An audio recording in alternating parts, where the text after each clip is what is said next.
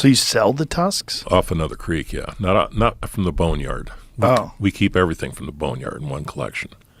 But we have a bunch of different mining operations going. And when you do have them, what do? You put it up for auction or something? You put it at Christie's, or what do you do? No, we're selling them. Told this guy, go ahead and sell them if you want. Wow. He's got a real upscale jewelry store in Jacksonville. So if someone wants to buy a Mammoth Tusk, how much does one of those cost? That pair he's selling right there is like $250,000, $225,000, something like that. Wow. Yeah. I know a rich guy who bought a saber-toothed tiger head. Bought a real saber-toothed tiger skull. Yeah. Probably bought it from your guy who stole it from you. Son of a bitch. You know, they have a lot of saber-toothed tigers, I think, in Eastern Europe, Western Europe, that area. But Alaska, they find them in Los Angeles. It's the La Brea tar pits. Yeah, which is bizarre. If you're around La Brea, you're like, surely I'm in the wrong place. Yep. And then you go to the La Brea Tar Pit Museum, and you're like, what the f***? It's right here? We found more bones in 15 years than they've found in 100. Whoa. And I've been there, and they have a lot of dire wolves in that display. Yeah. But, you know, dire wolves never lived up in Alaska. That's what's crazy, is that your 1 5-acre plot has changed where they thought dire wolves lived. Not just them, but, I mean, the fact that they're finding badgers. We find badger skulls. Some of the experts say, well, badgers didn't live here back in the Ice Age. But one of my most significant finds ever is a blue feather. A blue feather. I have it on my site someplace. That was buried deep inside the hollow end of a 10-foot mammoth tusk that was under 65 feet of overburden in the gravels. And, you know, when you're cleaning out a tusk, when you get it out of the ground and the material starts to dry, we put clamps on those tusks so as they dry, they don't split. And out of the end comes this blue feather. That's it. People go, what's your most significant find ever?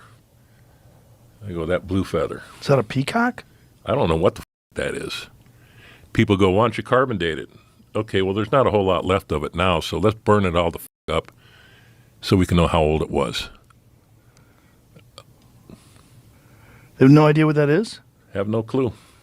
But I've heard from paleontologists, you're going to call this one, that's impossible. There were no birds up here with blue feathers during the Ice Age. So, but I see I've yellow. always wondered that. I see yellow in there too, though.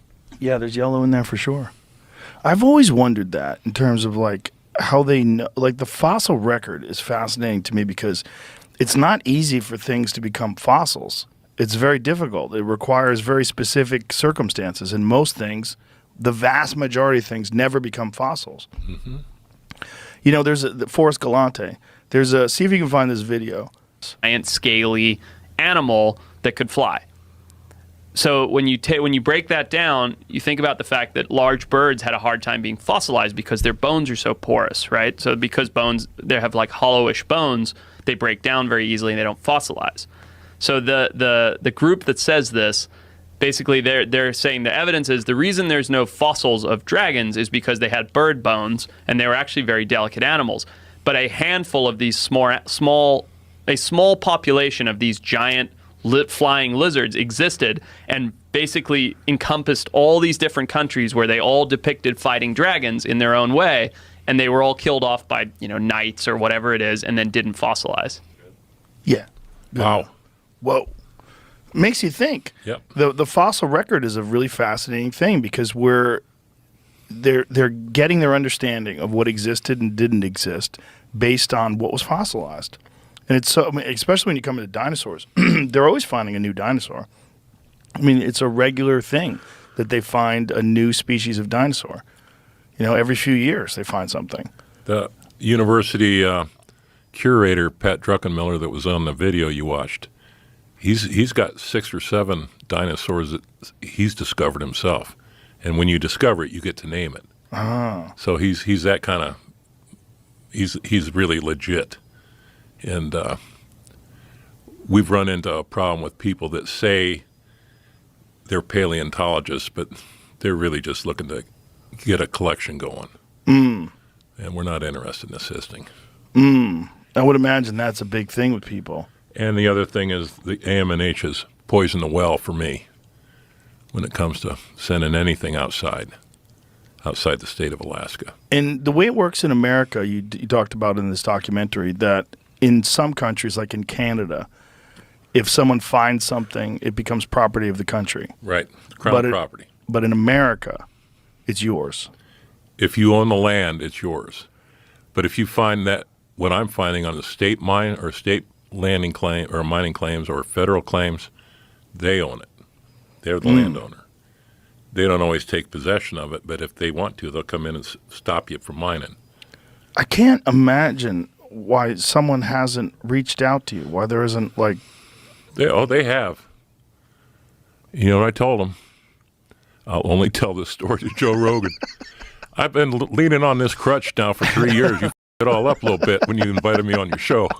I had to have you on. I'm so fascinated by your page. And it's the story itself is even more crazy than I thought it was.